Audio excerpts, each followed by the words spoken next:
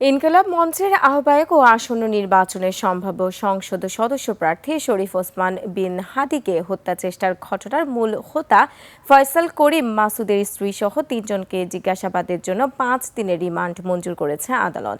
সোমবার মামলার তদন্ত কর্মকর্তা ডিবি পুলিশের পরিদর্শক ফয়সাল আহমেদ আসামিদের আদালতে হাজির করে অভিযোগের বিষয়ে জিজ্ঞাসাবাদের জন্য 7 দিন করে রিমান্ড চেয়ে আবেদন করেন।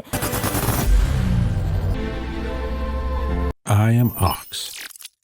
পরে ঢাকার অতিরিক্ত চিফ মেট্রোপলিটন ম্যাজিস্ট্রেট জসিতা ইসলামের আদালত এ আদেশ দেয়। এর আগে হাদিকে গুলি করে হত্যার চেষ্টার অভিযোগে রোববার পল্টন থানায় ইনকিলাব মঞ্চের সদস্য সচিব আবদুল্লাহ আল জাবের বাদী হয়ে মামলা দায়ের করেন।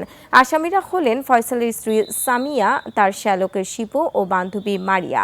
মামলায় দণ্ডবিধির একাধিক ধারায় আসামিদের বিরুদ্ধে অপরাধমূলক ষড়যন্ত্র, হত্যা চেষ্টা, বিপজ্জনক অস্ত্র ব্যবহার করে স্বেচ্ছায় গুরুতর আঘাত, দুষ্কর্মে সহায়তার অভিযোগ আনা হয়েছে। যে গুলি করেছে সে ফয়সাল দাউদ, তাকে ফাইন্ড আউট করার জন্য, খুঁজে বের করার জন্য, এবং কোথায় কিভাবে সে আছে এবং কিভাবে সে কোথায় থাকতে পারে সব কিছু বিবেচনা করে তদন্তকারী কর্মকর্তার এই যে দরখাস্ত 7 দিনের রিমান্ড, বিজ্ঞ আদালত 5 দিনের রিমান্ড মঞ্জুর করে তাদেরকে তদন্তকারী কর্মকর্তার হাতে সোপর্দ করে।